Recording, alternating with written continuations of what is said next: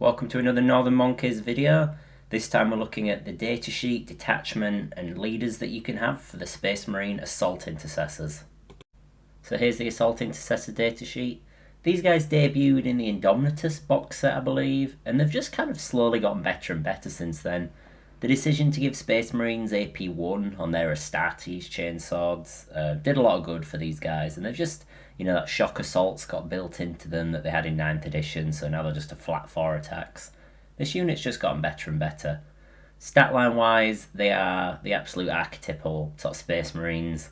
They're battle line, so they have OC2, which is great, and they have all the standard stats you can expect, a 3-up save and a leadership of 6. It's all good stuff.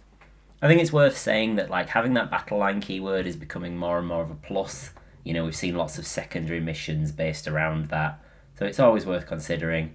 And I imagine in the kind of announced but not really revealed upcoming sort of changes to the mission set, that battle line might have more and more of a use. I think that's how they're sort of trying to push those units rather than have a force org chart like they should do. But regardless, really solid stats, and a lot of good ways to boost them in Space Marines. And it's worth saying as well, 75 points. These guys are, I believe, tied with Primaris Crusaders for the cheapest Marine bodies that you can buy. It's only 5 points less than some of the other options, but these guys have great abilities, great synergies. So it's very much worth being they're just so cheap. Even just running them as little skirmishing pieces, it's just very efficient. So I think one of the more important parts of their data sheet, their abilities, they only have one, but it's a damn good one. Shock Assault. Basically, if you always reroll wound rolls of 1 in melee, and if your opponent is on an objective marker, so that just means they're within 3 inches of the objective marker, you reroll all wounds instead. Now this is great just for this unit. It's a very powerful ability. They have a lot of attacks. You'll get 6 if you only have the 5-man unit. You'll get 16 attacks out of the guys, plus 3 or 4 more from the sergeant. Very good. And with them being low strength, having that full wound rerolls, it's very good. And don't forget, being Space Marines, you've got access to things like Oath of Moment. So this squad can, without any real investment from you, if it's trading into another sort of skirmishing piece that's tried to take an objective for your opponent, maybe complete something like Cleanse, these guys can run up and go, yeah, well, we've got full hit roll rerolls, +1 to wound, and full wound rerolls. They'll shred most chaff, even stuff like Ork Commandos and things that are traditionally a bit bulkier. And they'll, at the very least, with their OC2, they'll muscle them off objectives. But the thing I really want to talk about later is that Shock Assault ability, and when you apply that to Space Marine characters, who tend to have very good stats, but are maybe just a little lacking in the strength department, then all of a sudden, you get a truly scary unit. So a quick one here just about the loadout for this unit. Essentially, it's just the sergeant gets to pick a bunch of different weapons. In terms of his ranged weapon, he can basically take the normal bolt pistol, which is totally fine, the 18-inch range, the AP1, it's cool. I do personally prefer the plasma pistol, more just because of the fact that even though the range is lower, you tend to be engaging things within that range anyway, and then just, even if you don't overcharge it, which you probably don't want to do and risk this guy's life, but even if you don't do the overcharge, then it's still just strength 7, it's AP2, it's worth doing, I definitely think the plasma pistol's better. I could see a world where if you're really being harassed by Eldar in particular, the hand flamer might be tempting, given that it can actually just be a fairly scary overwatch for certain Eldar units like Rangers, and even Aspect Warriors and things like that. Just try and get that high number of shots. However, I would say it's only strength 3, so it's not going to be wounding them well. I know some people have been running some guard guys like the Krieg Engineers. They can take some a few little flamers instead of a plasma pistol, and people go for the flamer just for that overwatch. But I don't think it's a thing you want to be doing here with this unit. I think the plasma pistol's just better. The bigger debate, however, is do you go Thunderhammer or Power Fist? Power weapon's totally fine, by the way. You get 4 attacks, but I do think you are being a bit more optimal to take the Fist, given that they hit on 3s now. I really like the Big Fist. I just think it's cool. It's really easy to model, and it's a bit iconic for Space Marines, having that big Power Fist. The Thunderhammer, again, if you're often engaging stuff with Oath of Moment with this unit, so that sort of mitigates that weapon skill 4+, and the dev wounds is actually quite synergistic with the unit's abilities to just, get those, try and proc those dev wounds, get around that AP. So either one, I think you're not going wrong with either the Power Fist or the Thunderhammer. I just prefer the Power Fist for the consistency. Personally, I just think this unit is absolutely top tier. In terms of the Marine unit, you really can't go wrong with them. They're so cheap, and they have that battle line keyword, and they are Space Marines at the end of the day. They're always going to be able to do something, even if it is just stand on points and die, because they're one of your cheapest units, so they're perfectly suitable to just step out and cleanse and then get absolutely lit up by 2 Rogal Dawns. That's fine, you can use them in that capacity. But where I really, really like them is with characters. We'll discuss a bit later the different leaders you can put in them in Codex Space Marines just to make them a bit more optimal. But I've had great experience with them in the past. Here you've got them fighting the Orks, who they jumped into the back line, supporting some Stern Guard, and there's the fact that the Orks towed onto that objective in order to stop the Space Marines from holding it. However, it did not do well for them as these Assault Intercessors just came piling in. And even with it just being the Sergeant, he still killed, I think 3 Ork boys, and then the Marine killed another 2, because the Oath of Moment target, you've got the reroll wounds. It's just fantastic. Your attacks are getting through so consistently. Even into other Space Marines, you just hand them enough dice that you're going to kill a few of them. So really, really good. And as well as that, as you can see, this is from the latest battle report we posted on the channel, Orks versus Black Templars. It's actually my opponent running an Emperor's Champion with a few units of, with a single unit of Assault Intercessors surrounding him.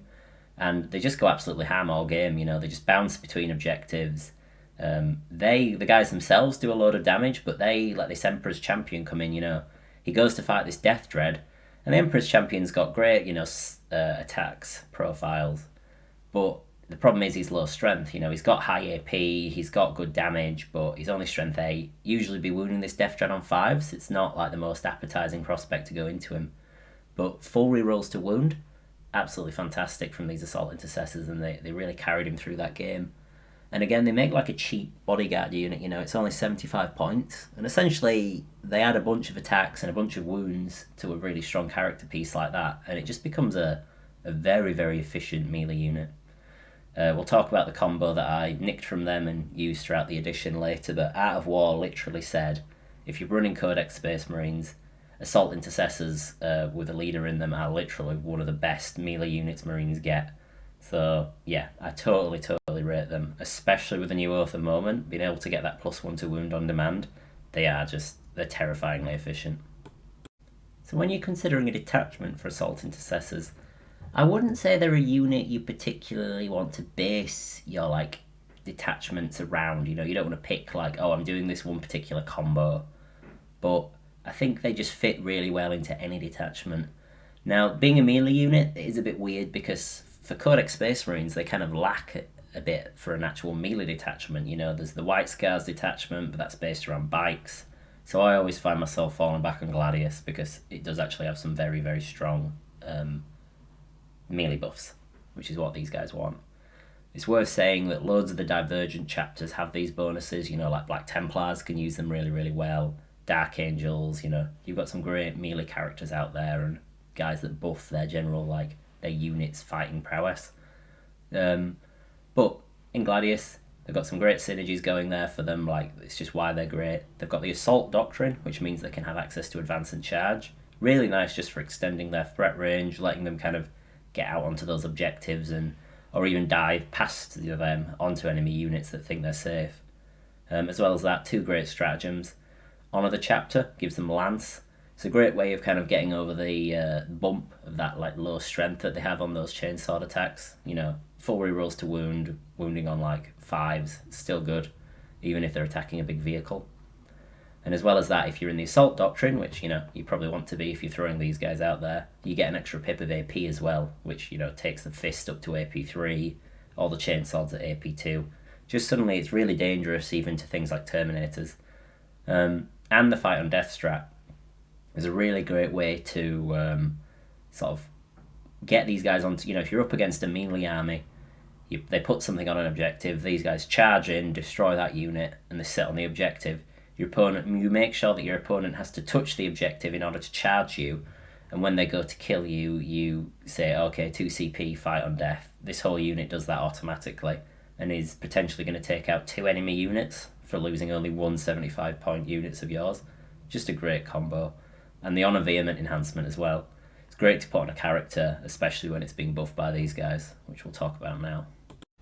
So I'm going to talk about a couple of the more generic characters in more detail, but I think it's worth saying why some of the more divergent chapters don't really want to take these guys. So Salamanders, there's better stuff to put Vulcan Heastan in. I think he's better in company of heroes. And in terms of Agrax Agatone, it's just like a weird counter synergy where these guys give rerolls to wound and so does he. Even though they naturally, I think they would be a good fit for each other, it just doesn't quite mesh like in the way that you'd want it to. And you could always take Carousel Khan with this squad, for what it's worth. You know, he gives them, lets them assault and shoot those pistols, which is always handy. Plus he gives them Lance, which genuinely isn't bad. And with him being a precision character, you know, it's good to have those reroll wounds, get that consistency in there. But the two that I think are really good are the Captain with the Honor Vehement in Gladius, just for how particularly crazy that is, as well as the Judicia. So the Captain we'll talk about first. He's got a bunch of things going on where basically what Assault Intercessors like to do is rush onto an objective and have a turn where they're like, it's their go turn and they just destroy an enemy unit and kind of burn themselves out. The Captain turns that up to 11. He has his own particular unit, ability rather, where he can give himself +3 attacks and devastating wounds, which is absolutely great for this like big pop-off turn. And he gives them free strats, which, you know, there's worth using strats on this unit, especially with him in it. Now, essentially, he has 5 attacks base with his Power Fist. He adds 3 to that with his own ability.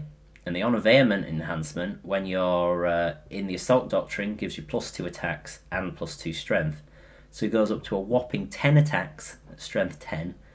If you use the Honor the Chapter stratagem on these guys as they charge in, they're suddenly AP 3 on these attacks. They're 2 damage each, so that's the one kind of weakness to this perhaps, that they're only 2 damage, but still decent.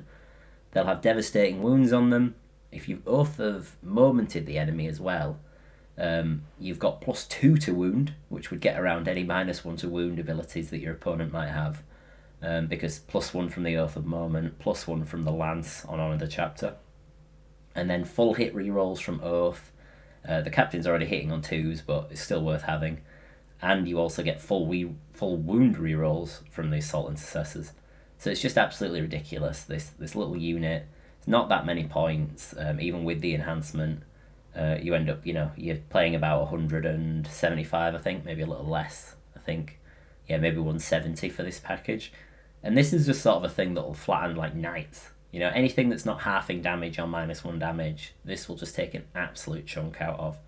And don't forget, even though the Captain's like the star of the show, the unit's still hitting with 3 Power Fist attacks and 16 Chainswords attacks that are all potentially full hit and wound rerolls, AP2, a +1 to wound. It's just great stuff. And none of this really costs you anything. You know, like the Captain can make the stratagem free, the enhancement's very, very cheap. So it's just like this absolute missile that your opponent always has to be aware of. And with the advance and charge from the detachment ability, you've got just a very, very good threat range there. So that's a combo that I think is hilarious. I've seen it flatten like entire like Land Raider tier vehicles. It's just great. Really, really fun. And it was one of the things, again, rated by Art of War as like the premier Space Marine melee threat, which was really quite funny. Now, the other one that I do quite like with these guys is a Judicia. Now, this guy is essentially like the character killer, which is really, really nice, because he gets to go into enemy units, try and take out that character in them, and he has dev wounds on his sort of choppy sword. So the cool thing with that is Assault Intercessors give you full rerolls to wound. If your opponent's got a really good saving throw, you can just fish for those dev wounds by just rerolling all your wounds, which is really, really good. And it just generally makes him quite killy. Plus, his ability is that he gives his unit fight first, which will make this unit a real pickle. You know, I was talking about that fight on death stratagem, but that's 2 CP. This just kind of gives you that, like, plus. You know, your opponent's melee units will charge into them and lose so many guys to the threat that they just don't actually wipe out your Assault Intercessors. So against a melee army, this GDCR with the Assault Intercessors just becomes a really, really tough challenge for opponents to try and overcome. And again, it's only 145 points for this entire unit. So I really do think it's worth having in your toolbox. You can even do sillier things. You know, if you take Uriel Ventress, he can no longer make those Devastator Centurions deep strike. But you know, he can make a Judiciaire and some Assault Intercessors deep strike, which sets up all kind of weird shenanigans around potentially your opponent's going to attack one of your units, and you rapid ingress the Judiciaire and his guys behind your unit, and when your opponent charges in, use Heroic Intervention, and you get to suddenly engage that enemy unit out of deep strike with a fight first unit. You know, they're doing the best Sanguinor impression. Just really, really good stuff. So I think both of these guys are really worth considering. But they're just the more optimal ones. I don't think many characters are misplaced in Assault Intercessors. So thanks for watching. Like and subscribe if you enjoyed the content. Try and make more stuff like this, and more battle reports, just whatever people are enjoying. I do really, really think that Assault Intercessors are worth taking. They're kind of, I think, overlooked, but it's because they're so cheap. You know, like, they're not so amazing because they don't cost any points, so they can't be that amazing. But I think with the right character in them, they are a genuinely great unit. So yeah, I wish I had more of them. I only have 5, and I kind of tend to cram them in like every list. You know, I've ran them with everything from like Pedro Cantor through to a librarian, and they've never really let me down. You know, they're always just a cool unit. So yeah, thanks for watching. Bye.